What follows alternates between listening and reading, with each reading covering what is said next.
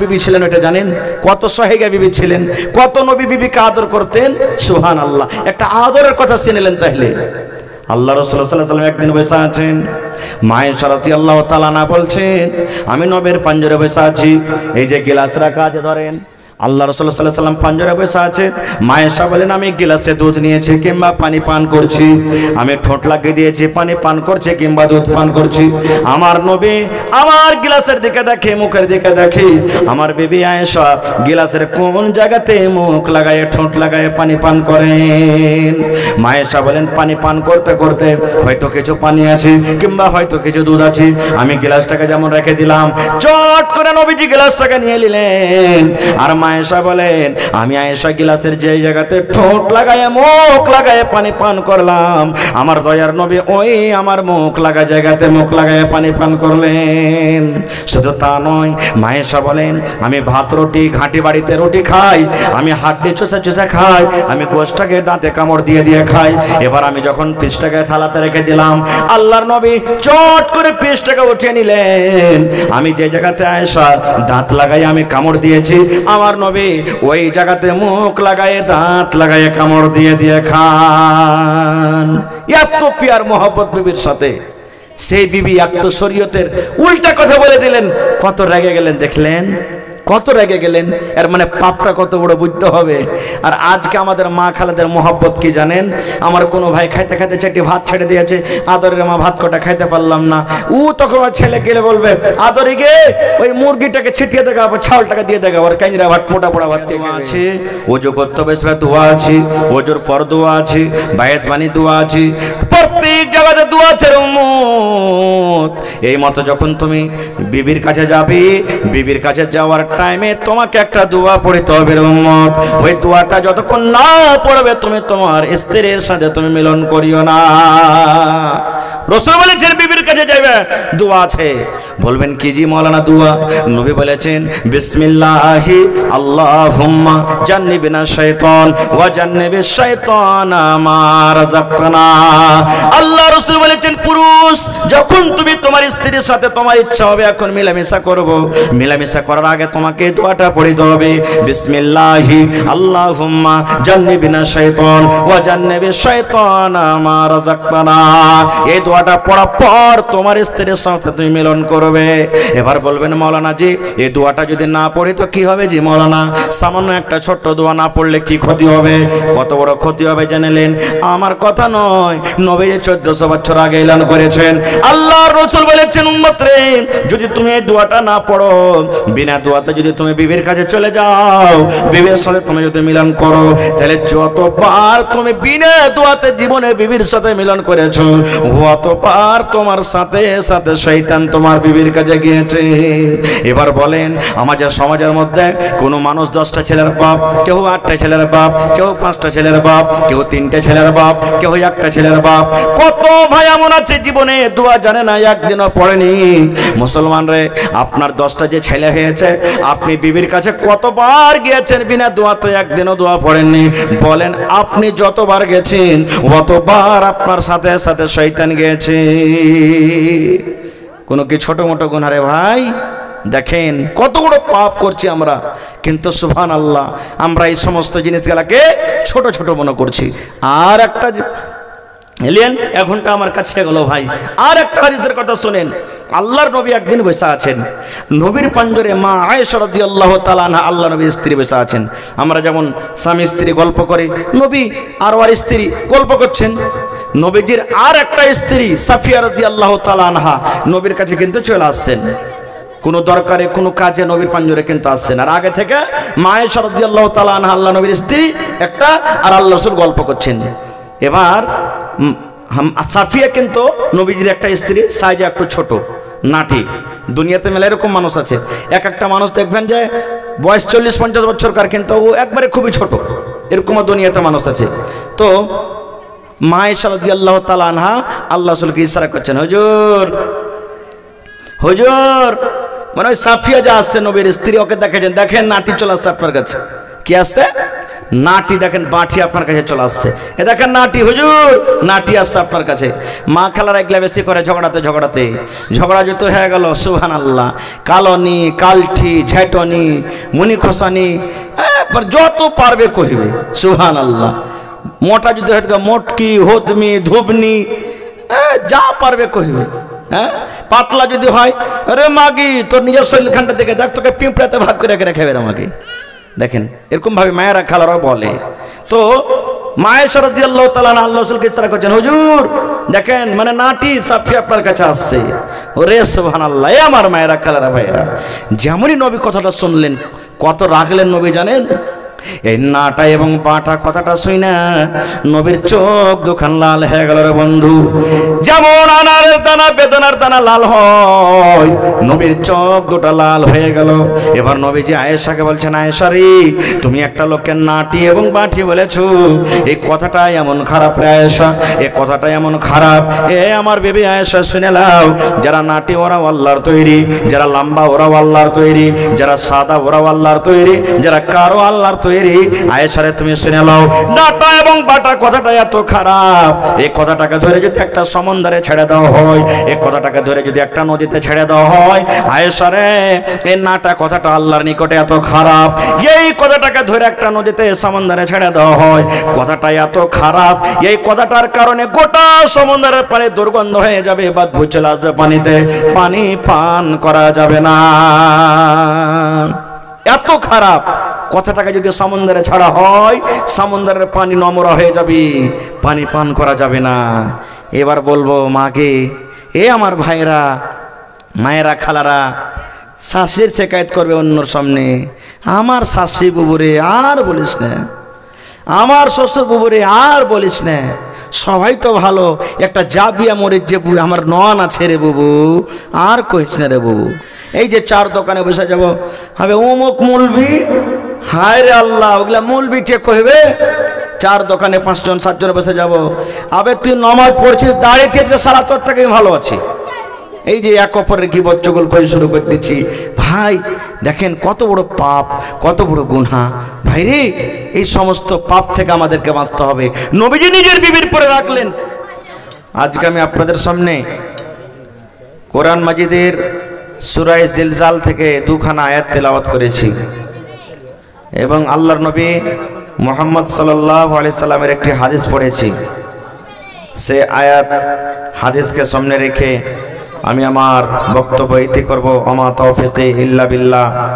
আল্লাহর কাছে দোয়া করি রব্বুল আলামিন আমি যা কিছু বলবো যেন সেই হাদিস এবং কোরআন থেকে বলতে পারি এবং তার প্রতি ছোট বড় সকলে যেন আমরা আমল করতে পারি, তার জন্য আল্লাহ আমাদেরকে তৌফিক দেন। আল্লাহুম্মা আমিন। ভাই মুসলমান, সূরা জিলজাল কোরআন মাজিদে 114 সূরা আছে, তার মধ্যে একটা সূরা নাকি? একটু হানা বলবেন আপনারা।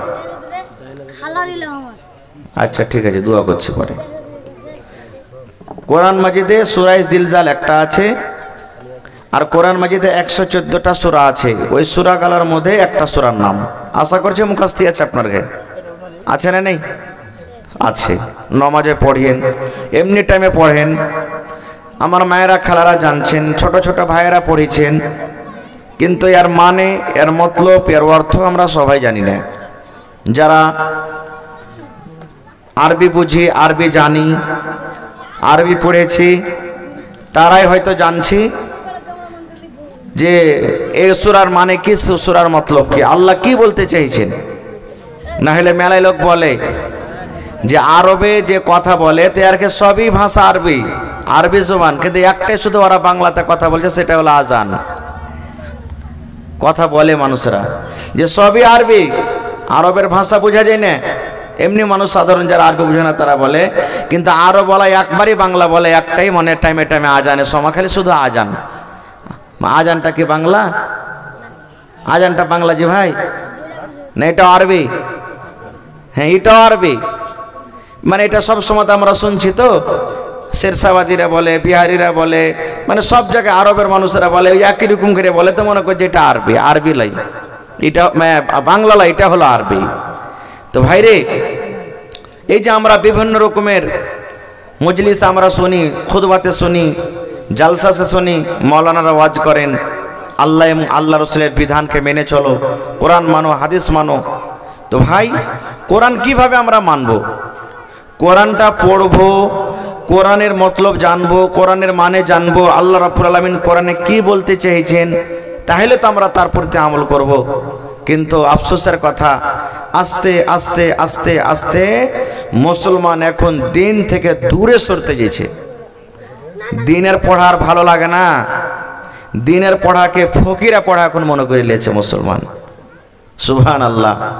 ভাই যেই পড়াকে, যেই দিনকে আল্লাহ এবং আল্লাহ রসুল 1400-1450 বছর বলেছেন আগে, খায়রুকুম মান তাআল্লামাল কুরআন ওয়া আল্লামা, জমিনের ওপরে আকাশের তলাতে ওই লোকটাই, ওই আল্লাহর বান্দা এবং আল্লাহর বান্দি আল্লাহ তাবারক ওয়া তাআলার কাছে সব থেকে প্রিয় ভালোবাসা, যে কোরআন নিজে শিখেছে আর ওয়াপারকে শিখাইছে, নিজে তালিম হাসিল করেছে কোরআনের আর ওয়াপারকে তালিম দিচ্ছে। রসুল বলেছেন এটা হলো সব থেকে উত্তম লোক আল্লাহর নিকটে। মানুষকে কি বলছে ওইটা দেখার নেই, মানুষকে কি বলছে ওইটার দেখার নেই। কারণ মানুষের জীবন কয়দিনকার রে ভাই? 50 বছর, 60 বছর, 70 বছর, 80 বছর, এই তো জীবন। তাছাড়া তো সারা জীবন কবরে, হাসরে, জান্নাতে, জাহান্নামে আমাদেরকে কাটাইতে হবে। এই জন্য দিন প্রথমে শিখতে হবে আমাদেরকে, দুনিয়া পরে শিখতে হবে। এটা মনে করতে হবে না, বা আমি এটা বলি না যে ডাক্তার করতে হবে না, মাস্টার করতে হবে না, ইঞ্জিনিয়ার করতে হবে না, প্রফেসর করতে হবে না। সব কিছুরই দরকার আছে মুসলমানের, সব কিছু হইতে হবে, করতে হবে, কিন্তু প্রথমে দিন শিখতে হবে আমাদেরকে, দিন। কারণ দিন যদি আমরা না শিখি তাহলে কিন্তু আমাদের আখিরাতের জীবনটা অন্ধকার হয়ে যাবে। যেমন একটা গল্প বলে আপনাদের সামনে, হাদিস কোরআনের কথা নেই, শুধু বোঝার জন্য। একটা ছেলে গরু চড়াইতে গেছে। দিন যদি আমরা না শিখি তা আমাদের অবস্থা কি হবে? একটা ছেলে গরু চড়াইতে গেছে। তো সাধারণ আমরা জানি, দেখি গরুতে গরু লড়াই করে, ভুঁইসে ভুঁইস লড়াই করে, বকরিতে বকরি লড়াই করে, মুরগা মুরগিতে লড়াই করে, করে না? করে না? হানা বলেন একটু করে। এখন তো রোজার মাস চলে না, রোজার দিন লয় যে মানে কইতে পারবো না, খাওয়া পিন্ধার দিন চলিস আলহামদুলিল্লাহ।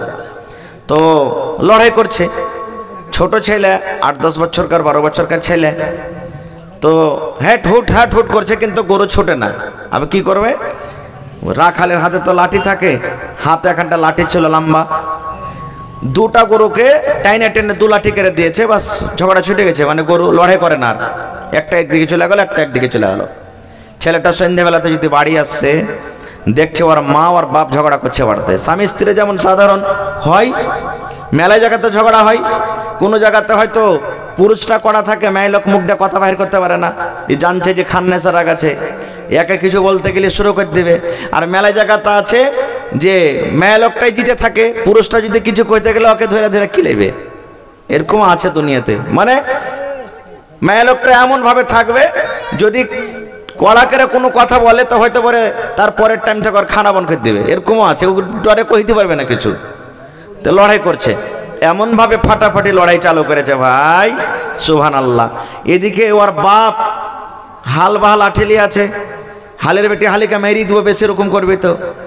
এদিকে ওর মাও হাইসে লেলেছে, আয়রে আমার বেটা মার, তোকে ছেপে দেবো, তোকে বেশি দিন করবি তো। আর ছেলেটা গরু চড়িয়ে বাড়িতে ঢুকছে, দেখছে এরকম ব্যাপার, কি করবে? আল্লাহ, হাতে দুজন, হারি একজন হাতে লাঠি, একজন হাতে হাইছে, কোন রকম হলে ঝেড়ে দিলে ব্যাপার গোলমাল হয়ে যাবে, ডাকতে যেতে গেলে কি হয়ে যাবে। তখন বলছে ওর দিমাকে একটা বুদ্ধি এসেছে, ওইখানে গরুকে মেরেছে, ঝগড়া ছুটে গেছে, ইয়ারাও তো লড়াই করছে, 2 লাঠি করে মাকে দিয়েছে, 2 লাঠি বাপকে, ঝগড়া ছোটার জন্য। বাস ঝগড়া ঠান্ডা হয়ে গেছে, মন ঠান্ডা। এবার ওয়ারকে দুজনের ঝগড়া শেষ, বেটার পরে রাগ চালু হয়ে গেল, মোড়লের কাছে হেঁটেছে মা বাপ দুটাই। মাও বলছেন, আব্বা বলছেন, মন্ডলজি কি হয়েছে? দেখেন আমার বেটা আমাকে কত লাঠির বাড়ি মেরে দগড়া করে ফুলিয়ে দিয়েছে। মাও বলছেন একটা কথা, বলছে কি কারণে মেরেছে? বলছে বলতে পারবো না। বলে তোমার বেটাকে ডাকো। বেটা হাজির হয়ে গেছে, বলছে হারে বাবা, মন্ডলজি বলছেন তোমার মা বাপকে এখানে মেরলে? কই কখন মারনু হে চাচা? কই কখন মারনু? তোর মা বাপ যে বলছে। ওর বাপ তখন পিরনটা খুলে দেখে যে মারবো সাল্লা বেটা সাল্লাকে, দেখতো তুই এত জোড়া মেরেছিস যে এখন একবারে চাকলা হয়ে ফুলে আছে, দাগে আছে। আর কে কখন মারনু? তখন ছেলেটা মুচকি মেরে হাসে কইছে, মোড়লজি আমি মারিনি, ওর ঝগড়া ছুটালছি। ওই কেমন কথা বলছে, গরু চড়াইতে গেছিল, দুটা গরুতে লড়াই করছিল, দু লাঠি করে দিয়েছি, ঝগড়া ছুটে গেছে। আইসা বাড়তে দেখছি এরাও ঝগড়া করছে। তো আমি মনে করলো যে গরুকে মেরে ছুটালছে, তো এরাও মনে হয় ছুটবে, দু লাঠি করে দিয়েছি, আর ঝগড়া ছুটে গেছে। তো ওরকে ঝগড়া চলছে, আমি কি মেরেছি?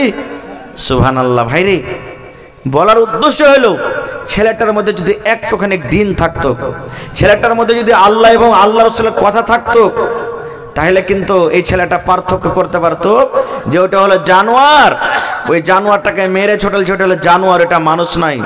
আর এটা হলো মানুষ, দ্বিতীয় মা বাপ, একে মেরে ছোটাইতে হবে না, মারতে হবে না, এই জিনিসটা পার্থক্য করতে পারতো, কিন্তু করতে পারলে না। এই জন্য ভাই প্রত্যেক মানুষকে বলবো যে প্রথমে ছেলেকে দিন শেখান, দিন শেখান প্রথমে। কারণ আপনি মনে করবেন যে বড় হ্যাঁ শিখবে, বড় হ্যাঁ পড়বে, কোনোদিন পড়তে পারবে না। মায়েরা খালারা যখন কুঠি বাড়িতে বানায়, কুঠি বুঝেন না, কুঠি যখন বানায় তো কাঁচা লেওয়া যখন থাকে, যেদিকে ঘুরবে ওদিকে কুঠির মানে লেওয়াটা ঘুরবে, ঘুরবে না। এবার যখন কুঠি শুকিয়ে যাবে, তখন যদি বলে না এই জায়গাখানে একটু মানে কি যে টেঁড়া হয়ে গেছে, সোজা করবো বা সোজা গেছে টেঁড়া করবো, হবে যে ভাই? শুকিয়ে যাওয়ার পর হবে? জীবনে হবে না, কারণ শুকিয়ে গেছে। এই মতো ছোট ছেলে আর বড় মানুষের দিমাগ, ছোট ছেলের দিমাগ 10 বছর থেকে নিচেতে কাদার মতন, যেদিকে ঘুরবেন সেদিকে ঘুরবে।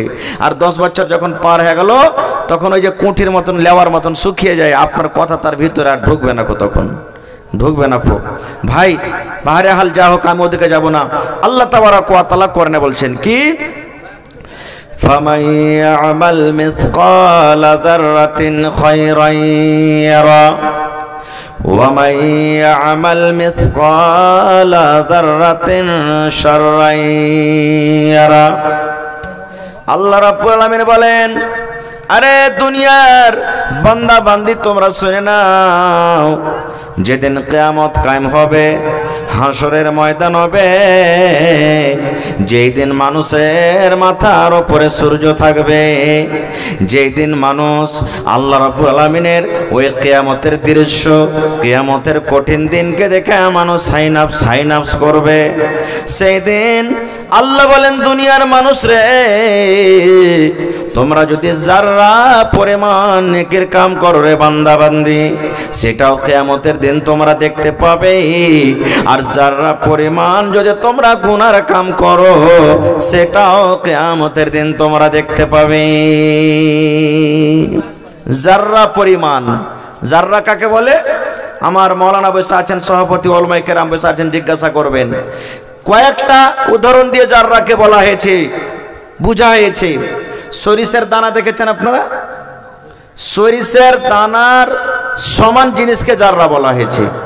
কিংবা আপনি ধুলাতে মাটিতে যখন এরকম ভাবে হাত মারবেন, আর হাত মেরে এরকম করে হাতটাকে ঝাড়ে দিলেন, আর দেখবেন যে আপনার হাতের তলাতে ছোট ছোট ধুলাবালু লাগে না, ওই জিনিসটাকে জাররা বলা হয়েছে। কিংবা দেখবেন দিনের বেলাতে যখন আপনি ঘরের ভিতরে থাকবেন, তো আপনার ঘরের ভিতরে টিন টাটে যদি একটু ফুটা হয়ে থাকে, তো দিনের বেলাতে দেখবেন লাইটের মতন ঘরের ভিতরে একটা লম্বা রোশনি যায় না? দেখবেন এমনি এখন সাধারণ দেখতে পাবেন না, কিন্তু ওই রোশনিটার ভিতরে দেখবেন ছোট ছোট ধুলা বালু এগুলা মানে উড়ছে, দেখতে পাবেন।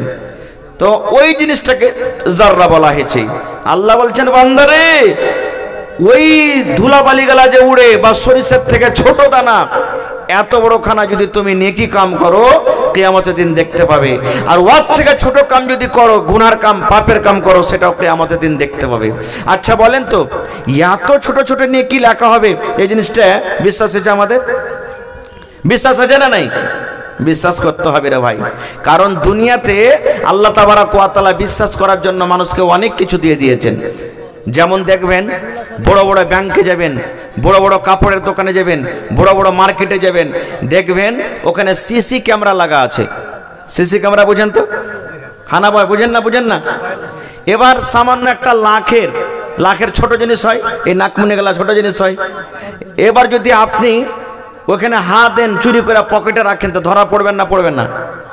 যেখানে সিসি ক্যামেরা লাগা থাকবে ধরা পড়বেন না?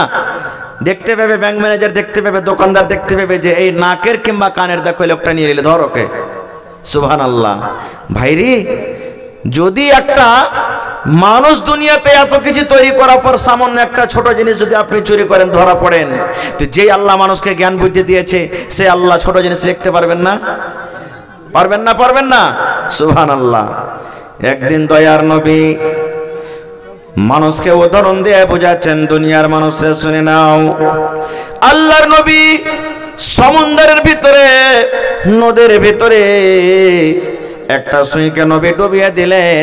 এই যে আমার মায়েরা খালারা কেঁতাছে, এই ধরনের একটা সুই নবী নিলেন হাতে, আর সুইটাকে নেওয়ার পর এরকম ভাবে নবীজি পানিতে ডুবিয়ে দিলেন। পানিতে ডোবা পর এবার সুইটাকে যেমন ওঠা হলো, নদীর সমুদ্রের হিসাবে অল্প পানি উঠবে না? উঠবে না বলেন? সামান্য এক ফোঁটা পানি উঠবে, সুইয়ের গালে সামান্য এক ফোঁটা পানি উঠবে। আল্লাহর নবী সাহাবায়ে কেরামকে প্রশ্ন করলেন, ও আমার সাহাবের দল, বলো তো এই সুইটাকে আমি নদীতে দিয়ে দিলাম, এই সুইটাকে আমি সমুদ্রে দিলাম, সমুদ্রের হিসাবে কত পানি উঠেছে সুইয়ের আগালে তোমরা বলো তো? সাহাবায়ে কেরাম বললেন, নবীজি অল্প কিছু নায়ের বরাবর পানি উঠেছে, এক ফোঁটা পানি উঠেছে। আল্লাহ রাসূল বললেন, ও আমার সাহাবীর দলেরা শুনে নাও, এই মতো আল্লাহ এবং বান্দার ইলমে পার্থক্য। সমুদ্রে যত তোমরা পানি দেখো, এত পানি বরাবর আল্লাহ নিজের কাছে ইলমটা রেখেছে। আল্লাহ রাব্বুল আলামিন হলো ইলম। আরে সুইয়ের মাথাতে যতটুক পানি উঠেছে, কিয়ামত পর্যন্ত যত মানুষ আসবে সমস্ত মানুষকে সামান্য এক ফোঁটা ইলম দেওয়া হয়েছে। এবার আপনারা জানেন, এই আমার ভারতবর্ষের বৈজ্ঞানিকেরা গত বছরের মুসলমান, আল্লাহ রাব্বুল আলামিন তাদেরকে এত জ্ঞান বুদ্ধি দিয়েছেন, তারা একটা রকেট তৈরি করলেন। রকেট তৈরি করার পর আল্লাহ রে আল্লাহ, চাঁদ যে আমাদের মাথাতে আছে, জমিন থেকে 4,80,000 কিলোমিটারের চাঁদ আছে। এখান থেকে যেমন রকেট ছাড়া আস্তে আস্তে ঘুরতে ঘুরতে ঘুরতে ঘুরতে ঘুরতে 4,80,000 কিলোমিটারের চাঁদের উপরে রকেট পৌঁছে গেল। ওই চাঁদের উপরে যাওয়ার পর ওইখানকার জমিন কেমন, ওই চাঁদের ভিতরে কি আছে, ওইখান থেকে ছবি তুলে তুলে তুলে দুনিয়াতে আমরা দেখতে পেয়েছি। পেয়েছি কে পাইনি? আরে মুসলমান, যদি মানুষ সামান্য একটা ইলম নিয়ে চাঁদের উপরে রকেট পাঠিয়ে চাঁদের উপরে কি আছে তার খবর যদি আনতে পারে, তাহলে যে ইলম আল্লাহ রাব্বুল আলামিন সামান্য মানুষকে এক ফোঁটা দিয়েছেন, মানুষ যদি ইলম নিয়ে এতখানি করতে পারে, তাহলে আল্লাহ রাব্বুল আলামিন কি করতে পারে না? পারে কি পারে না? আনা বলেন, পারে কি পারে না? সুবহানাল্লাহ। ভাইরে, তো জাররা পরিমাণ যদি আমরা নেকি করি, কিয়ামতের দিন আল্লাহ সেটাও দেখাবে। আর জাররা সরিষার দানা পরিমাণ যদি আমরা গুনাহ করি, সেটাও কিয়ামতের দিন আল্লাহ তাবারাক ওয়া তাআলা আমাদেরকে দেখাবেন। ভাই মুসলমান, 2-4-5টা আমলের কথা বলবো, যদি আমল করতে পারেন ইনশাআল্লাহ দুনিয়া আখিরাত আমার আপনার জন্য কামিয়াব হয়ে যাবে, কামিয়াব হয়ে যাবে।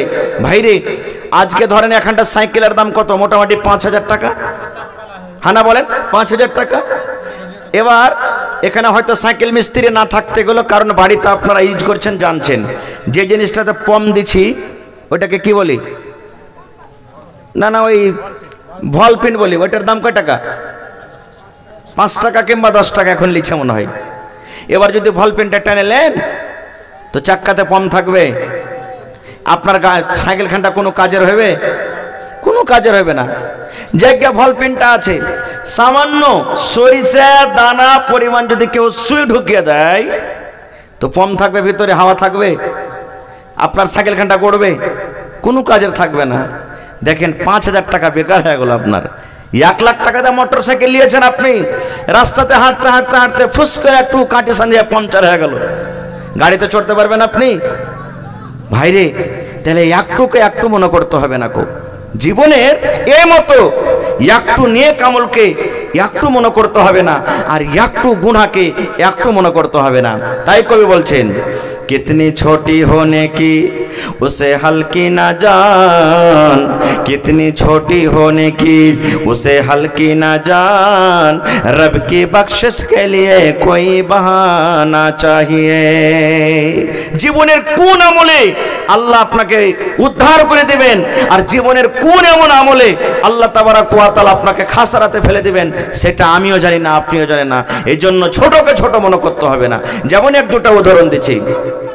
আল্লাহ নবীর জামানাতে একটা মহিলা বিলাইকে বেঁধে রেখেছিল, হাদিসের কথা, বিলাই আমরা বাড়িতে মাছ ভাত ডিম ডাম রান্না করে রাখি, বিলাইতে যখন খেয়ে কত রাগ হয় কি হয় না?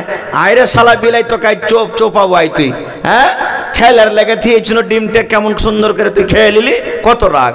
তা আল্লাহ রসুলের জামানাতে এক মহিলা বিড়ার পরে কি যে রাগ হয়েছে আল্লাহ জানে, বিলাইটাকে ধৈর্য ওকে খুঁটিতে বেঁধে রেখেছে, আর বেঁধে রেখে রাগে কয়েছে তুই শুকিয়ে শুকিয়ে মররে বিলাই, তোকে খাইতে দেবো না পানি দেব না। বিলাই টরিফে শুকিয়ে শুকিয়ে মরে গেছে। আল্লাহ রাসূল সাল্লাল্লাহু আলাইহি ওয়াসাল্লাম বলেছেন, ও আমার উম্মতের দল তোমরা শুনে নাও, ওই মহিলা একটা বিলাইকে মারার কারণে জাহান্নামের ভিতরে ঘোষণা হয়ে গেছেন, মহিলাটা হলো জাহান্নামী। কারণ একটা বিলাইকে বেঁধে রেখেছে, এটাকে কম নেকি মনে করেছে, গুনাহ কম মনে করেছে। একটা বিলাইকে মারতে গেলে কি হবে এ অল্প কিছু মনে করে একটা বিলাইকে রেখেছে, এই জন্য বিলাইটাকে মেরে মেরে দুনিয়া থেকে শেষ করে দিয়েছে। তুই যদি খাইতে না দিতে পারলি, বিলাইটাকে খুলে রাখতে ছেড়ে রাখতে, আল্লাহর দুনিয়াতে যেখানে ইচ্ছা সেখানে খাইত, সেখানে চলতো, সেখানে যেত, কিন্তু একটা বিলাইকে বেঁধে রেখে রেখে রেখে তাকে মেরে দিলি। আল্লাহ রাসূল বলেছেন ওই লোকটা, ওই মহিলা একটা বিলাইকে মারার কারণে আল্লাহর জাহান্নামী ঘোষণা হয়ে গেলেন। শুধু তা নয় রে ভাই, আল্লাহর নবী বলেছেন ইমরাতুন ফাহিশা, একটা রান্ডি মেয়ে ছেলে, একটা জানিয়া মেয়ে ছেলে সামান্য একটা কুকুরকে পানি পান করায় আল্লাহর জান্নাতে ঘোষণা হয়ে গেছেন।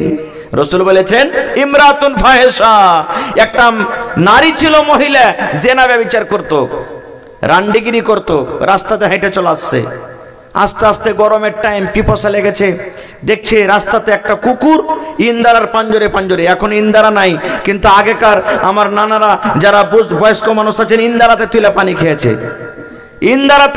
ইন্দারার পাঞ্জরে পাঞ্জরে ঘুরছে, পানি এত পিপাসা লেগেছে কুকুরকে জিভে বের করে দিয়েছে, গলা শুকিয়ে গেছে, কাদা চাটছে, মাটি চাটছে পিপাসার কারণে কুকুরটা। এবার সেই জানিয়া মেয়ে ছেলে, রান্ডি মেয়ে ছেলেটার দয়া হয়ে গেল দিলে, আরে আমাদেরকে যখন পিপাসা লাগে কত কলজে শুকিয়ে যায়, আর একটা আবলা জানোয়ার কুকুর এই পানি পান করার জন্য এত পিপাসা লেগেছে, মাটি চাটছে, কাদা চাটছে, জিভে বের করে দিয়েছে, না আমি একে পানি পান করাবো। আর সামান্য একটু দিলে নিয়াত করছে কি জানেন, আল্লাহ জি জীবনে কত জেনা করেছে, জীবনে আমার দ্বারাতে কত ভুল হয়েছে, আল্লাহ দুনিয়ার কোন লোক জানতে না গেল, আল্লাহ তুমি জানো, মাবুদ রে আমি এক কুকুরকে পানি পান করাচ্ছি, আল্লাহ এই আমলটার কারণে, নেকিটার কারণে আল্লাহ আমার জীবনের জেনার গুনাহকে তুমি মাফ করে দাও, এটাই উদ্দেশ্য। এবার সুবহানাল্লাহ, দেখছে তো ডোলও নাই, রশ্মিও নাই, পানি কি দিয়ে টলবে? ইন্দারা থেকে বিনা ডোল বিনা রশ্মিতে পানি তোলা হবে ভাই? হবে না। এবার মুহাদ্দিসিন কেরাম বলছেন যে ও টোনা বানাইলো, ওর কাছে একটা ওড়নি ছিল, ওড়নির টোনা বানাইলো। আমরা টোনা থেকে ভুজা যে খেয়েছি, আগে খুব ভুজা খেয়েছি, ওরকম টোনা বানালছে, আর কোন রকম এইরকম ভাবে ডুবিয়ে ডুবিয়ে ডুবিয়ে টোনাতে একটুখানি অল্প পানি উঠেছে। পানি ওঠার পর পা দিয়ে একটা গর্ত করলেন, গর্ত করার পর ওই গর্তখানে ঢেলে দিলে পানি, দেখবেন কুকুর জিভ বেঁধে ছেটে ছেটে খাইবে, মার দেন পানি দেন যাই দিবেন। আর এমনি জানোয়ার মানে গরু হলো, ভুঁস হলো, ছাগল বকরি হলো, ই চুম করে খাইবে, তো জিভ বেঁধে ছেটে ছেটে ছেটে ছেটে পানি পান করতে লেগেছে। এবার পানি পান করতে করতে যখন কুকুরের মনটা শান্তি হয়েছে, হাঁপিটা যখন বন্ধ হয়ে গেছে, কাদা চাটা বন্ধ হয়ে গেছে, ওরে আল্লাহ কুকুর যখন পেট ভরে পানি পান করেছি, যখন কুকুরের মনটা শান্তি হয়েছে, আল্লাহর নবী বলেছেন উম্মত রে, একটা মহিলা যে জেনা ব্যভিচার করে বেড়াইতো, জীবনে কত নিজের ইজ্জতকে, জীবনে নিজের কত সারামগাকে অপার পুরুষকে অপার বেটা ছেলের সামনে বিক্রি করেছে, কিন্তু সামান্য একটা আমল, সামান্য একটা কুকুরকে পানি পান করার জন্য আল্লাহ রাব্বুল আলামিন তার জীবনের গুনাহকে maaf করে দিলেন। আজকে বলবো এখানে সাথে একটা কথা, মুসলমান কুকুর কত বড় নাপাক জানোয়ার। আল্লাহর নবী বলেছেন, আমার উলামায়ে কেরাম বলেছেন, জিজ্ঞাসা করেন, নবী বলেছেন কুকুর এত বড় নাপাক জানোয়ার। এই আমার মায়েরা খালারা কলের গোড়াতে বার্তানটা রেখে দেয়, আইগনাতে গামলা রেখে দেয়, আইগনাতে আরো অন্য রকমের সামান রেখে দেয়। নবী বলেছেন যদি কুকুর তোমার ভাতে মুখ দিয়ে দেয়, সে ভাত তুমি খায় না, ভাতটাকে তোমাকে ফেলতে হবে। তোমার তরকারিতে যদি কুকুরে মুখ দিয়ে দেয়, ওই তরকারি তোমাকে খেতে হবে না, ফেলে দিতে হবে। তোমার আটাতে যদি কুকুরে মুখ দিয়ে দেয় আটাকে তুমি ফেলে দাও। এই মতো নবী বলেছেন মহিলা রে, যদি তোমার কুকুরে যদি বর্তনে মুখ দিয়ে দেয়, থালিতে মুখ দিয়ে দেয়, গামলাতে বদনাতে মুখ দিয়ে দেয়, আল্লাহ রাসূল বলেছেন অতক্ষণ পর্যন্ত তুমি ওই ব্যবহার করিও না বর্তনটাকে, অতক্ষণ পর্যন্ত তুমি ওই বদনাতে লোটাতে পানি পান করিও না, যতক্ষণ পর্যন্ত ওই বর্তনকে তুমি 7 বার করে না ধোবে। কেমন করে ধুতে হবে? একবার ছাই দিয়ে মাটি দিয়ে মানতে হবে, আর 6 বার আপনাকে এমনি এমনি করে ধুতে হবে। 7 বার করে ধোবেন, তাইলে বর্তনটা পাক হবে। এবার আপনাকে বলবো মুসলমান, কুকুর এত বড় নাপাক জানোয়ার, সেই কুকুরকে পানি পান করায় যদি আল্লাহ জীবনের গুনাহ মাফ করতে পারে রে বন্ধু, তবে আল্লাহর ঘর বানাবেন, আল্লাহর ঘর তৈরি করবেন, আল্লাহর ইবাদতের জন্য আল্লাহর ঘর বানাবেন। তবে বলেন আল্লাহ রাব্বুল আমিন এই ঘরের বিনিময়ে আপনার জীবনের গুনাহ মাফ করবেন কি করবেন না? করবেন না? করবেন না? মাদ্রাসাতে আপনার মাদ্রাসা আছে না নাই? বড় মাদ্রাসা আছে, ওরে আল্লাহ মাদ্রাসাতে কত ছেলেরা পড়ালেখা করছে। ভাইরে, কুকুরকে যদি পানি পান করে আল্লাহ জীবনের গুনাহ মাফ করতে পারে, তাহলে একটা ছেলেকে নিজের বেটার মনে করে, নিজের ছেলে মনে করে একটা জাগের খাইয়ে, তাহলে বলেন নেকি মনে করে ছেলেটাকে আপনি ভাত দিলেন, রুটি দিলেন, খেয়ে দিলেন, 3 টাইম নিজের ছেলের মতন করে আদর করলেন, বলেন এই ছেলেটাকে খানা খাইয়ে আল্লাহ রাব্বুল আমিন আপনার জীবনের গুনাহকে মাফ করবেন না? করবেন না? করবে না? করবে না? জোরে বলেন করবেন না? করবেন না? সুবহানাল্লাহ। শুধু নেকির উদ্দেশ্য আছে ভাই, একটুখানি নিয়াত করলেন। দেখেন আর একটা আমল শুনেন, আল্লাহ রাসূল সাল্লাল্লাহু আলাইহি ওয়াসাল্লাম একদিন ফজরের নামাজ পড়ে বসে আছেন, সুবহানাল্লাহ, নামাজ পড়ে মুক্তাদি থেকে ঘুরে গেলেন। নবীজি বলছেন বেলাল, ও বেলাল তুমি কোথায় আছো? এসো আমার সামনে এসো। বেলাল হাজির হয়ে গেলেন। দয়ার নবী বললেন বেলাল রে, তুমি জীবনে কোন এমন আমল করো রে বাবা, সেই আমলটার কারণে আমি নবী তোমাকে জান্নাতের ভিতরে দেখলাম। শুধু জান্নাতের ভিতরে দেখলাম না, তুমি আমার আগে আগে মনে হয় খড়ম পেয়ে দিয়ে হাঁটো। খড়ম বোঝেন না? আগেকার মানুষেরা খড়ম পেয়ে দিত। নবী বলছেন বেলাল, আমি তোমাকে জান্নাতের ভিতরে দেখলাম, তুমি হাঁটছো, আমি পেছন থেকে নজর করলাম, এটা কার পায়ের আওয়াজ আসছে, কে হাঁটছে খড়ম পেয়ে দিয়ে জান্নাতের ভিতরে। আমি পিছনে পিছনে যে তোমাকে দেখলাম বেলাল, সেটা হলো তুমি। বাবারে, জীবনে তুমি কোন এমন আমল করো যে আমলটার কারণে আমি তোমাকে জান্নাতের ভিতরে আগে আগে হাঁটতে দেখলাম? বেলাল, তুমি জীবনে কোন এমন আমল করো বাবা, সে আমলটার কারণে আমি তোমাকে জান্নাতে দেখলাম, একটু বলবে না? বেলাল রাদিয়াল্লাহু তাআলা বলছেন হুজুর, এরকম তো কিছু দেখতে পাই না, আপনার সাথে নামাজ পড়ছি, রোজা করছি, তেলাওয়াত জিকির আজকার এগুলোই করছি, আর তো এরকম কিছু দেখতে পাই না। রাসূল বলছেন না রে বাবা না, ভালো করে তুমি স্মরণ করো, তুমি একটা আমল করো যে আমলটার কারণে আমি তোমাকে জান্নাতের ভেতরে দেখলাম। বাবারে আমলটা কি একটু তুমি বলো তো। এবারে ভাবা চিন্তা করে বেলাল বলছেন আল্লাহ নবী গো, জীবনে একখান আমি আমল করি গো নবীজি। আপনারাও করবেন ইনশাআল্লাহ, আপনারাও আল্লাহ জান্নাত দেবে। বলবেন কি? বেলাল বলছেন আল্লাহ নবী গো, আমার যখন যখন ওযু করার মন হতো গো নবীজি, আমার যখন ওযু করার মন হতো, এখন আমি ওযু করব, নামাজের টাইম হোক কিংবা নামাজের টাইম নাই হোক, বেলা 8টা হোক কিংবা জোহরের টাইম হোক, বেলা 2টা হোক কিংবা বেলা 9টা হোক, যখন যখন আমার ওযুর মন হতো নবী গো, আমি ওযু করতাম। আর ওযু করার পর আমার মনে মনে এটা চিন্তা ভাবা হতো, আমি ওযু করে কেন শুধু ছেড়ে দেব? না না, ওযুর আমি হক আদায় করে দিই। এবার আমি ওযু করার পর আল্লাহর ঘর মসজিদে আমি চলে যেতাম, আর আল্লাহর ঘরে যাওয়ার পর নবী গো, আমি নেকি মনে করে 2 রাকাত আমি নফল নামাজ আদায় করতাম, 2 রাকাত আমি নামাজ পড়তাম। এটা আমার জীবনের একটা আমল। আল্লাহ রাসূল বলছেন বেলাল রে, তোমার এই আমলটাকে আল্লাহ এত ভালোবেসেছেন, তোমার আমলটাকে আল্লাহ এত ভালোবেসেছেন, এই তোমার আমলটার কারণে আমি নবী তোমাকে দেখলাম জান্নাতের ভিতরে, তুমি আমার আগে আগে হাঁটছো। নারে তাকবীর, সুবহানাল্লাহ। এই আমার মায়েরা, খালারা, ভাইয়েরা, জীবনের আমল বানিয়েলেন আপনি, আমল বানিয়েলেন। নামাজের টাইম হয়নি, জোহর আগে চলে গেছেন আপনি, 8 ঘন্টা আগে, সুবহানাল্লাহ, টাইম এখনো আছে, যে বসে যান না, 2 রাকাত সুন্নাত পড়ে বসে যান আপনি। আসরের নামাজে চলে গেছেন আপনি, আসরে তো আগে পিছে সুন্নাত নেই, আপনি চলে গেলেন, নমাজ এখানে জামাতের টাইম আছে, 2 রাকাত সুন্নাত পড়ে আপনি বসে যান। রাসূল বলেছেন মাগরিবের টাইমে তুমি যাও, বুখারী শরীফের হাদিস, রাসূল বলেছেন সাল্লু ক্বাবলাল মাগরিব, সাল্লু ক্বাবলাল মাগরিব, সাল্লু ক্বাবলাল মাগরিব, 3 বার বলেছেন। মাগরিবের আগে 2 রাকাত পড়ো, মাগরিবের আগে 2 রাকাত পড়ো, মাগরিবের আগে 2 রাকাত পড়ো। মানে কি আজানের পরে যেমনই আজান শেষ হলো দোয়া পড়া পর মাগরিবের আগে 2 রাকাত নামাজ চালু করে দিলেন, সুন্নাত পড়া পর আপনি জামাত শুরু করেন। এতে কি হবে? আপনি নেকি পেয়ে নিলেন, হাদিসের পর আমল হলো। আর যে ভাইরা ওজু টোজু করছে, পেশাব পায়খানা দেখেছে, ওরা যাতে জামাতটা ধরতে পারে। আল্লাহ রাসূল একটা হাদিস আছে জানেন? সুবহানাল্লাহ। এ ভাই ছোট ছোট আমল, কিন্তু একে ছোট মনে করতে হবে না। আল্লাহ রাসূল বলেছেন 24 ঘন্টার মধ্যে যারা 12 রাকাত নামাজ পড়বে, কয় রাকাত? 12 রাকাত নামাজ পড়বে, সুন্নাত পড়বে, আল্লাহ রাসূল বলেছেন আল্লাহ রাব্বুল আমিন তার জন্য জান্নাতের ভিতরে একখান ঘর বানিয়ে দেবেন। কয় রাকাত? 12 রাকাত। কখন কখন 12 রাকাত? ফরজের আগে 2 রাকাত পড়বেন, জোহরের আগে 4 রাকাত পড়বেন, আর জোহরের নামাজের পর 2 রাকাত পড়বেন। কয় রাকাত হলো? জোরে বলেন। 8 হয়ে গেল। ফজরের আগে 2 রাকাত, আর জোহরের আগে 4 রাকাত, আর জোহরের পর 2 রাকাত। কয় রাকাত হলো? 8। মাগরিবের পরে 2 রাকাত, কয় হলো? আর এশারের পরে 2 রাকাত, কয় রাকাত হলো? সুবহানাল্লাহ। রাসূল বলেছেন যারা 12 রাকাত নামাজ পড়বেন আল্লাহ রাব্বুল আমিন তার জন্য জান্নাতের ভিতরে ঘর বানিয়ে দেবেন। কিন্তু আর একটা কথা বলে দিই, 4 রাকাত যে পড়বেন আপনি জোহরের আগে, তো 2 রাকাত করে পড়ে সালাম ফিরবেন। 2 রাকাত করে সালাম ফেলে দিলেন, আবার 2 রাকাত পড়বেন, 2 রাকাত করে পড়বেন, এক সালামে 4 রাকাত পড়বেন না। এটা হলো উত্তম আফজাল তরিকা। ভাইরে আজকে দেখেন আপনাদের দিকে ইফতারির টাইম চলছে না, চলে না? এই যে এখন গেল রমজান মাস, ইফতারির সময়, ইফতারিতে দেখবেন যখন ইফতারির যেখানে ভোজ হয়, আপনার এলাকাতে কি আছে না আছে জানি না, মেলা জায়গাতে আমাদের এলাকাতে দেখতে পাই, যে লোকটা খাজিনদার খানা খাওয়াবে ও মাগরিবের সুন্নাত আর পড়বে না।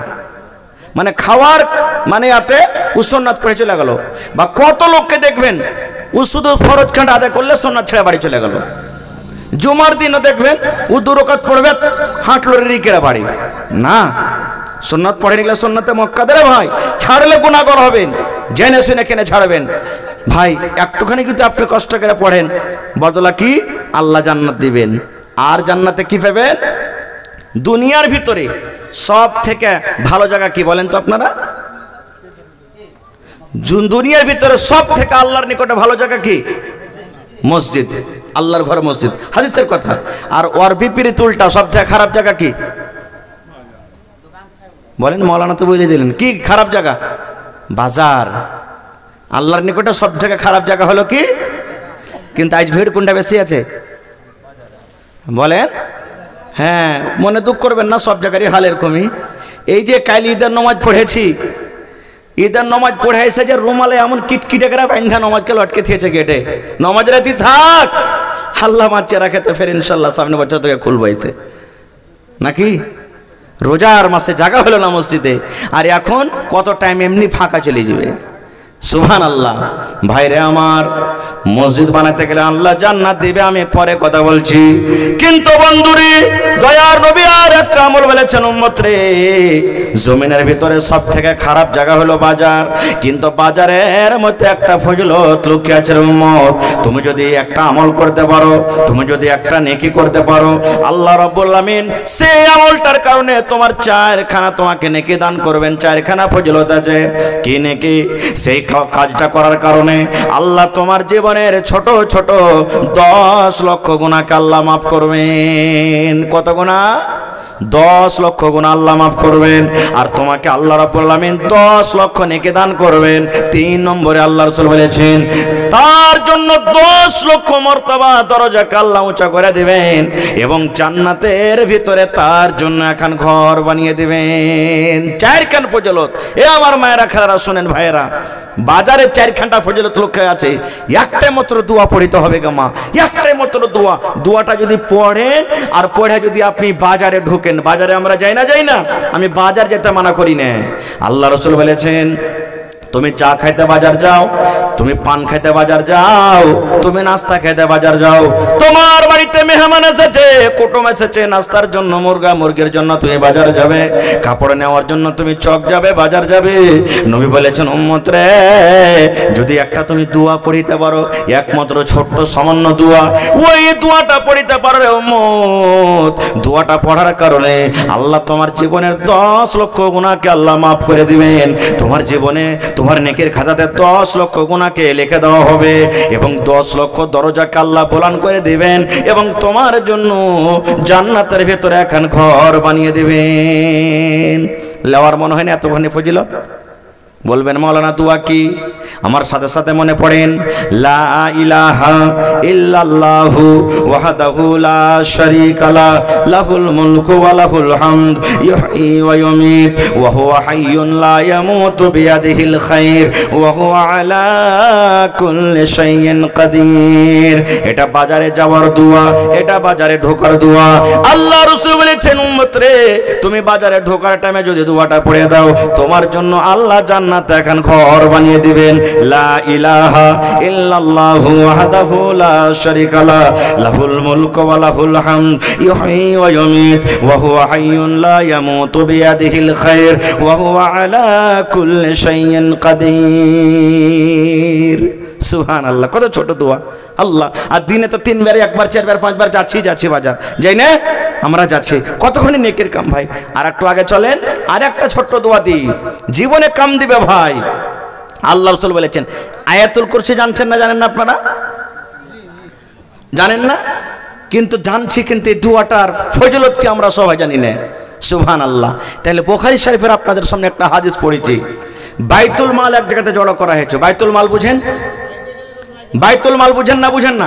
সরকারি মাল, যেমন এই যে ফিতরা আমরা আদায় করলাম না, চাল গম যা আমরা আদায় করি, বাইতুল মাল জাকাতের মাল এক জায়গাতে আল্লাহ রাসূলের সামনে জড়ো করা হয়েছে। এবার মালের পহরাদারি করবে। রাসূল বলছেন, হ্যাঁ গো, কে তোমরা মালগালা জোগাবে? তো আবু হুরায়রা রাদিয়াল্লাহু তাআলা একজন সাহাবী বলছেন, হুজুর আমি মাল জোগাবো। বলছে ঠিক আছে, জোগাও, জোগানদারি করো মালের। সব সিতা আছেন, আবু হুরায়রা মালের কাছে আছেন, মালের পহরাদারি করছেন। আর একটা চোর ভাই রাইতে এসে মাল চুরি করতে লেগে গাপা গাপা একবারে বোরাতে ভরতে শুরু করেছে। আবু হুরায়রা রাদিয়াল্লাহু তাআলা আনহু সাহাবী যে মালের পহরাদারি করছেন, যার হাত খান্ডাকে চলে চলে, এই তোমাকে ডর লাগে না? আরে মালের পহরাদারি আমি করছি আর তুমি মাল চুরি করছো মানে? বলছে ভাই রে, ছেড়ে দে রে ভাই, ছোট ছোট ছেলে পেলা বাড়িতে, তারা না খেয়ে আছে, ক্ষুধার কারণে কাঁদছে ভাই, তাদের কান্না সহ্য না করতে পেরেছে যে চুরি করতে, ভাই আর আসবো না, খুব আমার আপনার মতন তো নয়। ছেড়ে দিলেন, দয়া হয়ে গেল ভিতর, আসবে না তো? না তো না আসবো না। বলছে ঠিক আছে যাও। চলে গেলেন। ভোর হলো, আল্লাহ রাসূল সাল্লাল্লাহু আলাইহি ওয়াসাল্লাম কাছে চলে গেলেন আবু হুরায়রা। আল্লাহ জানিয়ে দিয়েছেন নবীকে। নবী যে বলছেন, আবু হুরায়রা রাইতে কি হয়েছে তোমার সাথে? বলছে হুজুর আপনি জানেন? বলছে জানবো না, আল্লাহ যে আমাকে বলেছেন। বলছে হুজুর চোর এসেছিল একটা মাল চুরি করতে। বলছে কি বলেছে? বলছে আর আসবো না। দয়ার নবী বললেন, সাহাবী রে, এ আমার আবু হুরায়রা তুমি শুনে নাও, চোর তোমার সাথে ওয়াদা করেছে আসবো না। আমি নবী বলছি আজ রাতে সেই চোর কিন্তু আবার মাল চুরি করতে আসবে। বলছে হুজুর যে ওয়াদা করেছে আসবো না? বলছে করেছে না, আমি বলছি আসবে। সাহাবে কেরাম তো নবীর কথা সুবহানাল্লাহ মানতেন কেমন ভাবে আপনারা জানছেন। কোনোদিন নবীর কথা ইনকার করেননি। পরে পাইতো ইনশাল্লাহ 1-2টা উদাহরণ দেব যে কেমন করে নবীর কথা মানতেন তারা। তো বলছেন যে আসবে না? তো হ্যাঁ আসবে, তো আসবে। রাসূল বলে দিলেন আসবে তো আসবে। সেদিন ও আর ঘুমাই না। ঠিক কিছু রাত হয়েছে, চোর চলে এসেছে চুরি করতে, আবার মাল চুরি করতে শুরু করেছে। হাত কান ধরে বলছে, হাজি তুমি যে কাল বললে যারা আসবো না, ফের চলে এসছো মানে? বলছে ভাই রে, ছেড়ে দে রে ভাই, ছোট ছোট বাড়িতে ছেলে মেয়ে আছে, না খেয়ে মরছে, তাদের ক্ষুধা সহ্য করতে পারিনি রে ভাই, মাল চুরি করতে এসেছি। বলছে আসবে না তো? না তো না। সেদিনও ছেড়ে দিলেন। ভোর হলো, নবীজি বলছেন আবু হুরায়রা চোর আসেনি? বলছে হুজুর চোর এসেছিল, কিন্তু আজকে আমাকে বললেন যে আর আসবো না, ওয়াদা করেছে, তখন আমি ছেড়ে দিলাম। আল্লাহ রাসূল সাল্লাল্লাহু আলাইহি ওয়াসাল্লাম বললেন, আবু হুরায়রা চোর তোমার সাথে ওয়াদা করেছে আর আসবো না, কিন্তু বাবারে শোনো, আল্লাহর কসম করে আমি নবী বলি, ওই চোর আজ রাত্র মাল চুরি করতে আসবে। কিন্তু হ্যাঁ শুনে নাও, আজকে 3 রাত হয়ে যাবে, ওই চোরটাকে আমার দরবারে কিন্তু আজকে তুমি ধরে নিয়ে আসবে, তাকে ছাড়িও না। চোর চুরি করতে আসবে, ওকে ধরার পর আমার দরবারে নিয়ে আসবে, ওকে ছাড়িও না কিন্তু আজকে। বলছে ঠিক আছে ঠিক তৃতীয় রাতে আবার চোর এসে হাজির, মাল চুরি করতে শুরু করেছে। এবার ধরে নিয়েছেন, লিয়া বলছে তুমি খুব শয়তান লোক আছে জি, তোমার কথায় ছাড়বো না, নবীর দরবারে তোমাকে নিয়ে যাব ধরে। তখন চোর বলছে ওরে আল্লাহ, নবীর দরবারে নিয়ে যাও মানে যে চোরের শাস্তি হলো হাত কেটে লওয়া। নবী তো আমার হাত কাটবে, ছাড়বে না। বুখারী শরীফের হাদিস রে ভাই, কোনো গল্পের কিসসা নয়। বলছেন আমার হাত কাটবে, আল্লাহ কি করব? তখন চোরটা বলছেন ভাই তোমাকে একটা দোয়া শিখিয়ে দেবো, আমাকে ছেড়েবে? দোয়া শিখাবো তোমাকে, একটা মন্ত্র শিখাবো, তুমি ছেড়েবে আমাকে? আমাদের মতন তো নয়, শালার বেটা শালা চুরি করতে করতে তুই ফের কখন পড়ে মুলবি হলি, এরকমই আমরা একবার আছি লেকেরা বলতাম। কিন্তু সে তো আল্লাহ নবীর সাহাবী। বলছে হ্যাঁ ভাই তোমার দোয়া ভালো হয়তো ছেড়ে দেবো তোমাকে। বলছে হ্যাঁ ঠিক আছে, তাহলে বলো কি দোয়াটা? আউযু বিল্লাহি মিনাশ শাইতানির রাজিম, বিসমিল্লাহির রহমানির রহিম, আল্লাহু লা ইলাহা ইল্লাহু আল হাইয়ুল কাইয়্যুম লা তাখুযুহু সিনাতুন ওয়ালা নাওম। এই করে করে গোটে পড়িয়ে দিলেন। এর নাম কি? জোরে বলেন। আয়াতুল কুরসি এর নাম। গোটা আয়াতুল কুরসি শেখা গেল। এবার চোর বলছেন আবু হুরায়রা তুমি কি আমাকে জিজ্ঞাসা করবে না এই দোয়াটা শিখে কি লাভ আছে, দোয়াটা শিখে কি পাওয়া যাবে, এই দোয়াটার ফজিলত কি তুমি কি আমাকে জিজ্ঞাসা করবে না? এবার আবু হুরায়রা রাদিয়াল্লাহু তাআলা আনহু বলছেন হ্যাঁ ভাই বলো তো এই দোয়াটা শিখে আমার কি লাভ আছে। এবার চোর তখন শিখাচ্ছেন, দেখেন এরে আল্লাহর বান্দা নবী ও সেই চোর শুধু তাকে বলেছে কিন্তু না কিয়ামত পর্যন্ত সকলের জন্য। এবার চোর বলছেন আল্লাহর বান্দা আবু হুরায়রা তুমি যখন রাতের বেলাতে ইশারের নামাজের পর বিছানায় যখন তুমি ঘুমাতে যাবে, বালিশে মাথা রাখার আগে আগে, বালিশে মাথা রাখার আগে আগে, তোমার চোখ দুটো বন্ধ হওয়ার আগে আগে তুমি যদি একবার আউযু বিল্লাহ বিসমিল্লাহ বলে আয়াতুল কুরসি তুমি পড়ে নাও, যেমনই তোমার পড়া হবে আল্লাহ রাব্বুল আলামিনের পক্ষ থেকে তোমার বাড়িতে একটা আল্লাহ পাহারাদার ফেরেশতা পাঠিয়ে দিবেন।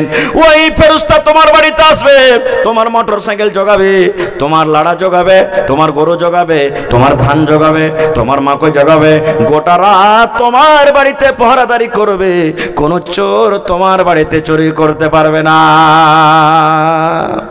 এতখানি এটা ফজিলত। বলছি এত বড় ফজিলত? কিন্তু হ্যাঁ যা রে ভাই যা যা যা যা তোকে ছেড়ে দিল যা। চোরকে কিন্তু ছেড়ে দিলেন। ভোর হইল, নবীর দরবারে হাজির। নবীজি বলছেন আবু হুরায়রা চোর আসেনি? হুজুর আইসা চলো, আমি যে তোমাকে বলেছিলাম ধরে নিয়ে আসবে।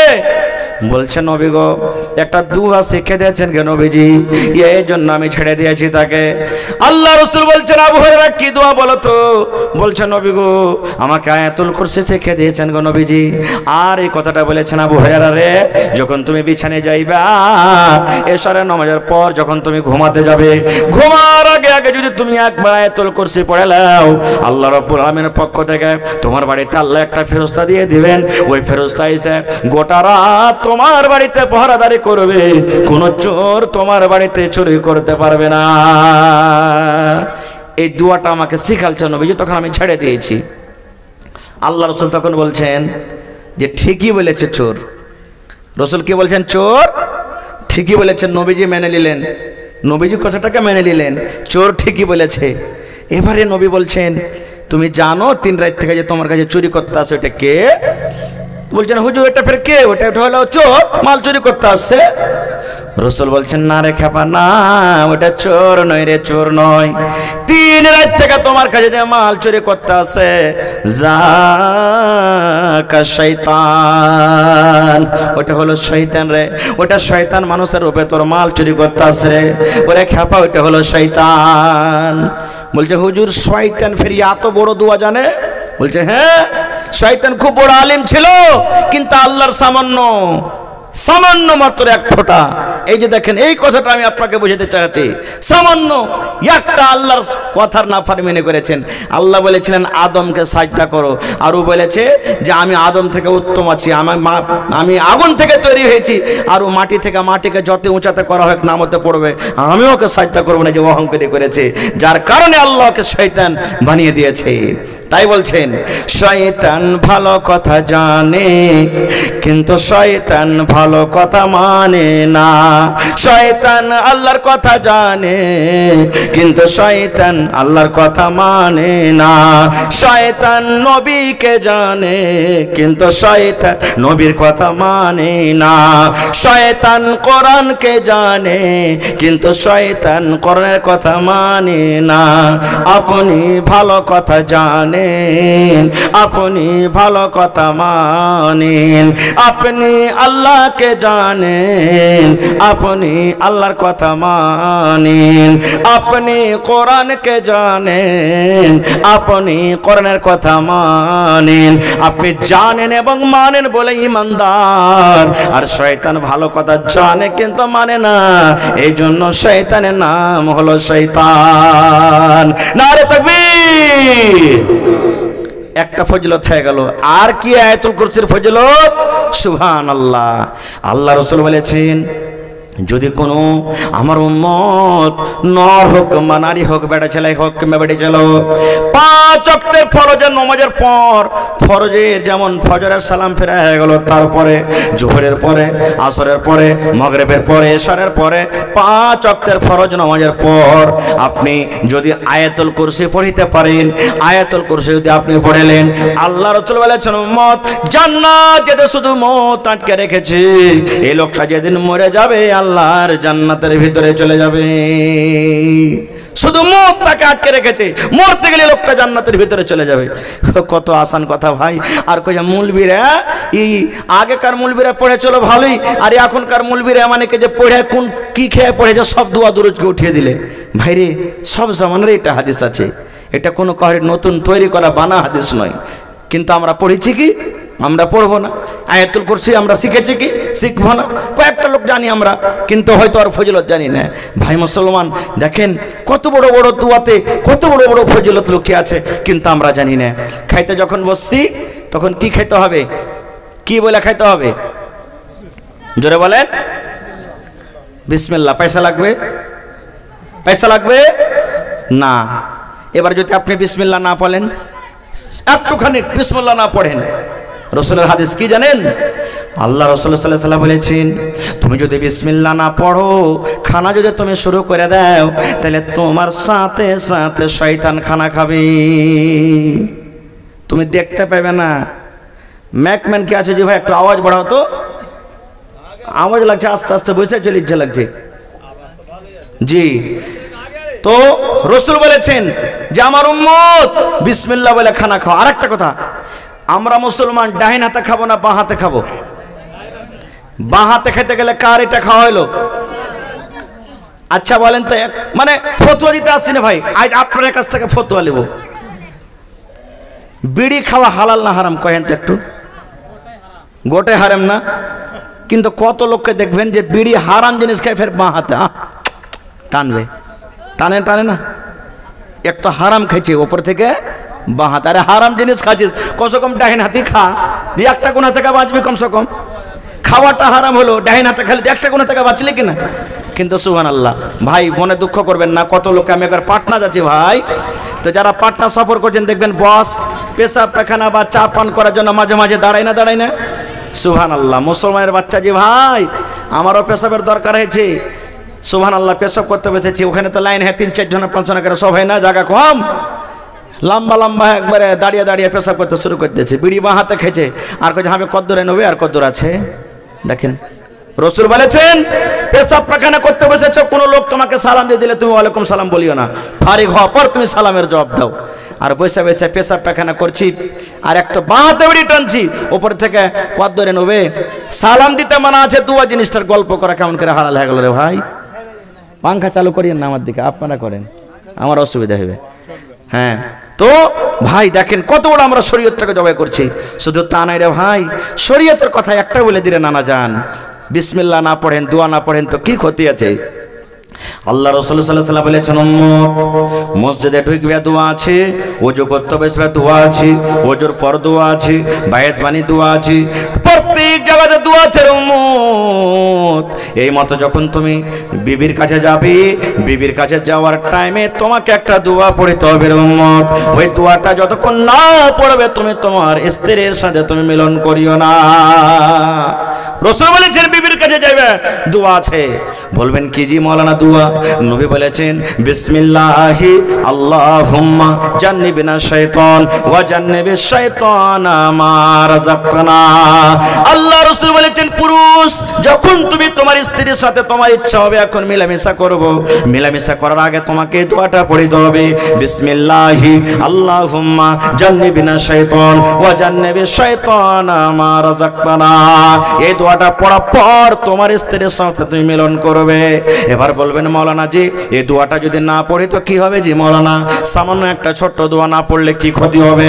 কত বড় ক্ষতি হবে জেনেলেন? আমার কথা নয়, নবী 1400 বছর আগে এলান করেছেন।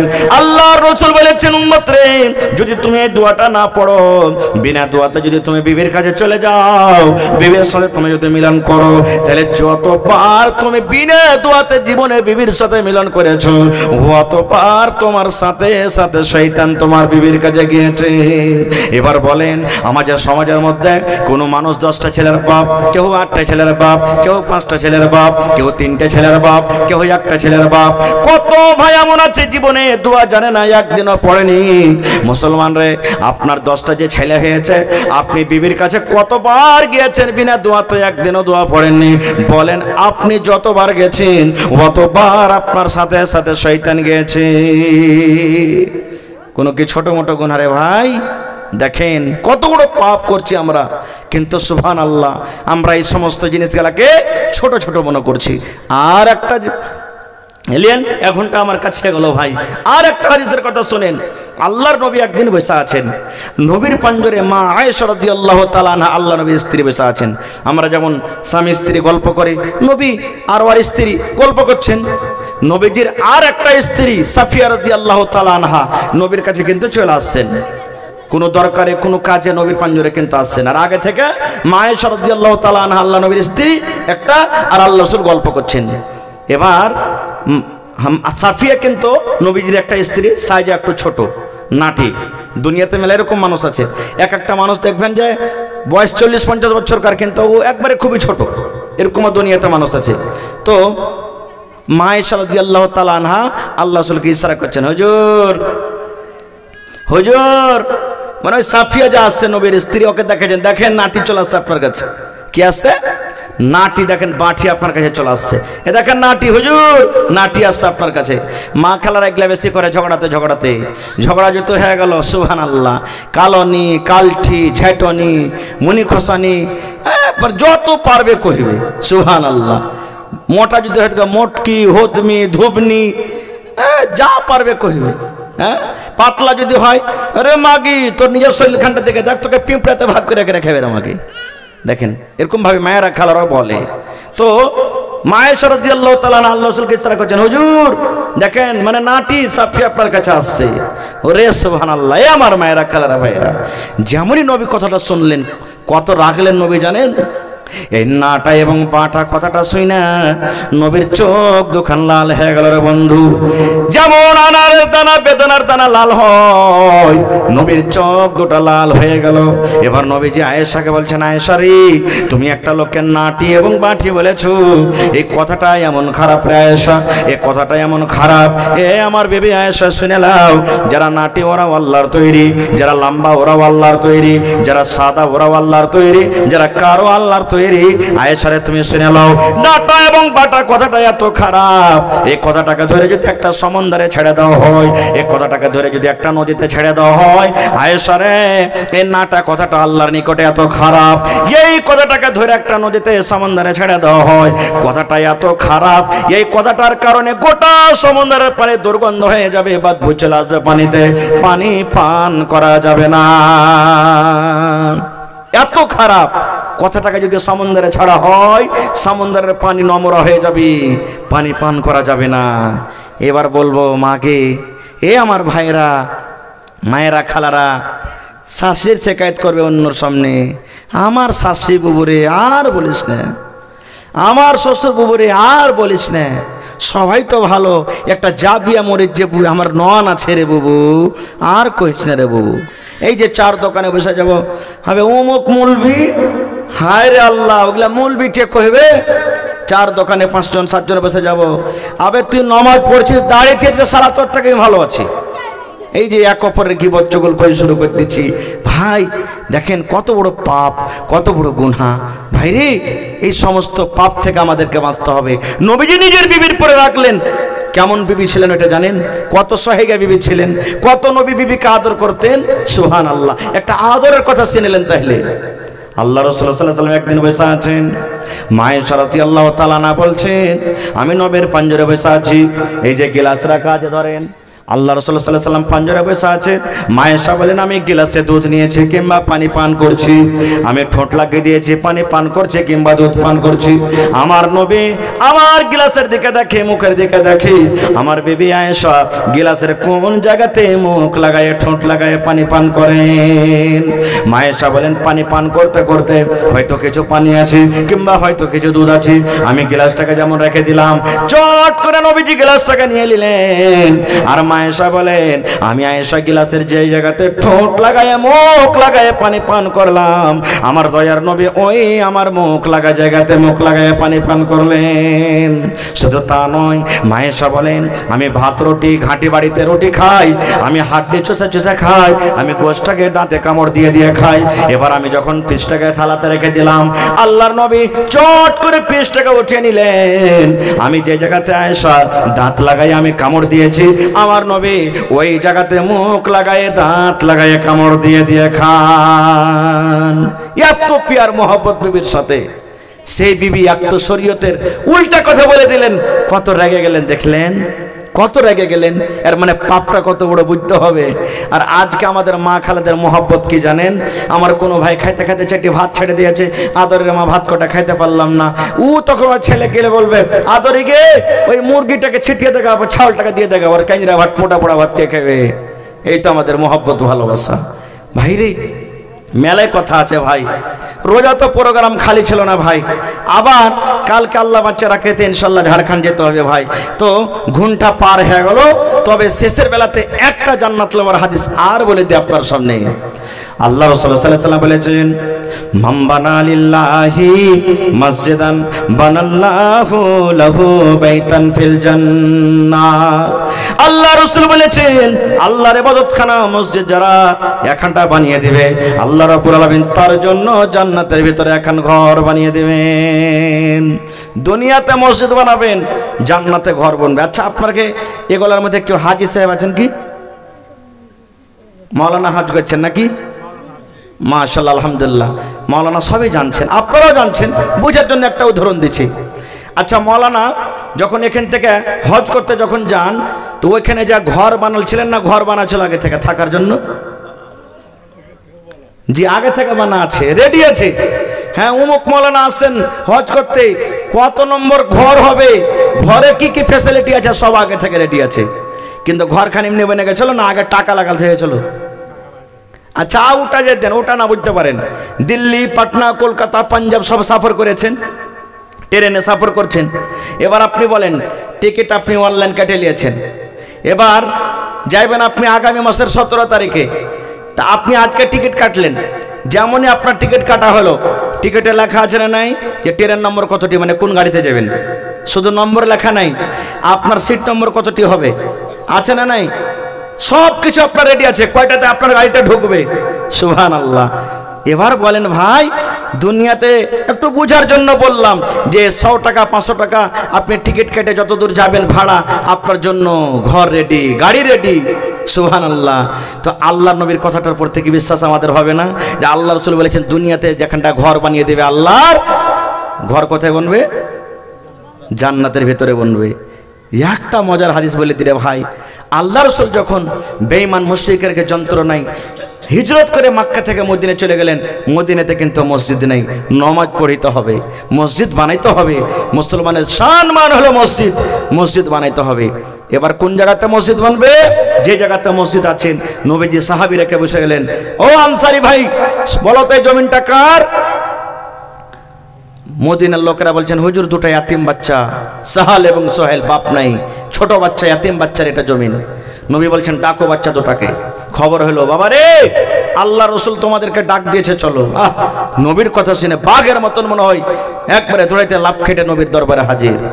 কি বলছেন নবীজি, কি বলছেন? এবার রসুল কি বলছেন জানেন? বাবা এই জমিনটা কার? বলছে হুজুর আমরা দু ভাইয়ের জমিন। আল্লাহ রসুল সাল্লাল্লাহু আলাইহি ওয়াসাল্লাম বললেন ও সাহাল সোহেল শুনে নাও, এই জমিনটাকে বিক্রি করবে না রে বাবা, জমিনটা বিক্রি করে দাও। সে বাচ্চা দুটো বলছেন হুজুর কেন বিক্রি করব? আল্লাহ রাসূল বলছেন বাবা রে এই জায়গাতে আল্লাহর ঘর মসজিদ বনবে রে বাবা, আল্লাহর ইবাদতখানা বনবে, এখানে মসজিদ তৈরি করা হবে, এই জন্য মসজিদটা তোমরা বিক্রি করে দাও। ইয়াতীম বাচ্চা বলছেন নবী গো মসজিদ বানাবেন এই জন্য বিক্রি করব না গো নবীজি। আমরা ইয়াতিম বাচ্চা, আমাদের বাপ নাই, আমরা দুটা ভাই খুশি হয়ে মসজিদ আল্লাহর জন্য আমি দান করে দিলাম। নবীজি মসজিদ দান করে দিলাম, জায়গা দান করে দিলাম, আপনি মসজিদ বানান। আল্লাহ রাসূল বলছেন না না না তোমরা বিক্রি করে দাও, বিক্রি করে দাও, তোমাদের দান লওয়া হবে না। ইয়াতিম বাচ্চা দুটা কান্দন হয়ে বলছেন আল্লাহ রাসূল গো বাপ আমাদের নাই, আমরা ছোট ছেলে ইয়াতিম বাচ্চা, গরিব বলে বাচ্চা বলে কি আপনি আমাদের দান নেবেন না, হেকারত করছেন? আল্লাহ রাসূল বলছেন এ সাহাল সোহেল এরকম কোনো কথা নেই রে বাবা, তোমাদের বাপ নাই বলে তোমাদের দান নেব না, হেকারত করছি। এ আমার সাহাল সোহেল তোমরা শুনে নাও, এই জন্য তোমাদের দানটাকে নেব না রে বাবা, তোমরা এখন ছোট হয়ে আছো, এখন তোমরা সাবালক হওনি, যদি তোমরা এখন দান না লাও, দান করে দাও, টাকা যদি না লাও, যখন পরে আমার উম্মতের মধ্যে কিছু মানুষ হবে আমার পরে ইলজাম লাগাবে দেখো তোমাদের নবী কেমন রে, দুটা বাচ্চার কাছ থেকে জাবরান কেড়ে মসজিদ বানিয়ে দিয়েছে, এই জন্য তোমরা দাম লাও। নবীজি আবু বকরকে বলছেন আবু বকর যাও পাতা করো এই জমির কত রেট আছে মদিনার ভিতরে, যা ওয়াজিব দান হবে এই বাচ্চা দুটাকে তোমরা দিয়ে দাও। আবু বকর রাদিয়াল্লাহু তাআলা আনহু একাই মসজিদ কিনে দান করে দিলেন, সুবহানাল্লাহ, একাই দিয়ে দিলেন। ভাইরে তাহলে বলবেন হাজি মাওলানা আমরা তো মসজিদ দান করতে পারি না, আমরা তো গোটে গোটে মসজিদে টাকা দিতে পারবো না, কে 5,000 দিচ্ছি, কে 10 দিচ্ছি, কে 20 দিচ্ছি, আমার কি কোনো অফার নাই? আছে। আল্লাহ রাসূল সাল্লাল্লাহু আলাইহি ওয়াসাল্লাম একদিন সাহাবীরা কিলে বসে আছেন, মসজিদের পাঞ্জরে একটা ফাঁকা জায়গা আছে, ওই জায়গাটার কিন্তু মসজিদে দরকার আছে। আল্লাহ নবী বলছেন ও সাহাবীরা শুনে নাও, কে তোমাদের মধ্যে এমন আছো গো এই মসজিদের জায়গাটা, এই সামনে ফাঁকা জায়গাটা কিনা মসজিদে মিলিয়ে দিবে, লাগিয়ে দিবে, কে তোমরা এমন আছো যদি এই কাজটা তোমরা কেউ করতে পারো আল্লাহ তার জন্য জান্নাতে ঘর বানিয়ে দেবেন। ওসমান গানি দাঁড় হয়ে গেলেন ইয়া রাসূলুল্লাহ এই জায়গাটা ফাঁকা জায়গাটা আমি কিনবো, আর যত টাকা লাগবে কিনে আমি মসজিদের জমিনের সাথে মিলিয়ে দেব। তাহলে বোঝা গেল সুবহানাল্লাহ, যারা মসজিদে অল্প অল্প দান করবে তাদের জন্য অফার, আল্লাহ জান্নাতে ঘর বানাবে। অন্য একটা হাদিস আছে রাসূল বলেছেন হে আমার সাহাবীরা শুনে নাও, পাখির যে বাসা আছে পাখির বাসার সমান যদি তোমরা এখানটা মসজিদ বানাও তাও আল্লাহ তোমার জন্য জান্নাতে এখানটা ঘর বানিয়ে দিবে। পাখির বাসা আর দুটা মুহাদ্দিসিন কেরাম মতলব বয়ান করেছেন, ইয়া করে যতই ছোট তোমার মসজিদ হোক গে, তোমার অন্তর আছে আমি আল্লাহর ঘর বানাচ্ছি, কিয়ামতের দিন জান্নাতে ঘর নেব, আল্লাহ তোমার ঘরকে কবুল করবে, জান্নাতে ঘর দিবেন। দ্বিতীয় নম্বর, মসজিদে 5 লাখ খরচ হবে কিন্তু তুমি 5,005 টাকা দিতে পারলে, 5,000 টাকা দিয়ে সিমেন্ট কিনা হলো, মশলা কিনা হলো, বালি কিনা হলো, গিট্টি কিনা হলো, এবার ওখানটা তৈরি করা হলো, 5,000 টাকাতে কতখানি বনলো, একটা পাখির বাসার সমান জায়গা বনলো। রাসূল বলছেন তোমার জন্য জান্নাতে এখানটা ঘর বানিয়ে দিয়েছেন। ভাই মেলে লোক দান করলেন আলহামদুলিল্লাহ দেখতে পাচ্ছি। তো দেখি আজকে জালসাতে কোন এমন একটা লোক আছেন যে 1000 ইটের দাম দান করবেন? দেখি কোন আল্লাহর বান্দা আছেন। আজকে এখানে মসজিদ আছে আলহামদুলিল্লাহ, এখানে যদি থাকে তো এখানে দিবেন, আর এখানে যদি না থাকে কোনো মাঠে ময়দানে কোনো জায়গাতে কোনো আল্লাহর বান্দা দেখি এমন আছেন 1 ডিসমিল 1 কাঠা জমিন বিক্রি করে যা টাকা হবে মসজিদে লাগিয়ে দিবেন? আছেন কেউ এলাকাতে গ্রামে? এই যে রোজার ভিতরে কয় রোজা ছিল বলছি, 21 রোজা মনে হয় কি 20 রোজাতে এই মুনসাহি দিকে আছে না মোল্লা, হ্যাঁ এদিকে মিরকাহা বলে একটা গ্রাম আছে, শুনেছেন? জালসা করতে গেছিলাম, জি আবদার জানালাম দেখে কোন আল্লাহর বান্দা এমন আছেন 1 কাঠা জমিন দান করবেন। একটা আল্লাহর যুবক নওজওয়ান চোখ দিয়ে পানি ঝরছে, সরবর করতে করতে এসে বলছেন, মৌলানা আমি 1 কাঠা জমি দান করে দিলাম, আমার যে বাড়ি আছে বাড়ির পিছন থেকে যা হবে আমি দিয়ে দিলাম। মোটামুটি জিজ্ঞাসা করলাম, বলছে মোল্লা 2-2.5 লাখ টাকার কম হবে না জমিনখানটা। তা আপনি 1 ডিসমিলি দেন, 8 ডিসমিলি দেন, যেখানে আপনার সুবিধা হবে, মাঠে ময়দানে দোয়াগাতে যে কোনো জায়গাতে যা টাকা হবে বিক্রি করে আপনি দিয়ে দিবেন। দেখি কোনো আল্লাহর বান্দা আছেন আজকে মজলিসে 1000 ইটের দান করবেন? দেখি কোন আল্লাহর বান্দা আছেন 1 গাড়ি বালু দান করতে পারবেন মসজিদে, কিংবা 1 কুইন্টাল রড, কিংবা গিট্টি 100 সেফটি? দেখি কোন আল্লাহর বান্দা আছেন? এবং বেশি চাহাবো না রে ভাই, সুবহানাল্লাহ। এই যে 30টা রোজা গেল, 30টা রোজাকে স্মরণ করে 1 বড়া 2 বড়া 3 বড়া 5 বড়া করে 30টা পকেট সিমেন্ট কেউ দান করবেন। পারলে একটা লোকে দিয়ে দিবেন, না পারলে দুজনে দেন, না পারলে মায়েরা খেলাকে বলবো 1 টাকার বোরা 30টা মা খালা কেমন আছেন 30 বড়া সিমেন্ট, আর না তো 500 টাকার টাকা। দেখি কোন আল্লাহর বান্দি আছেন?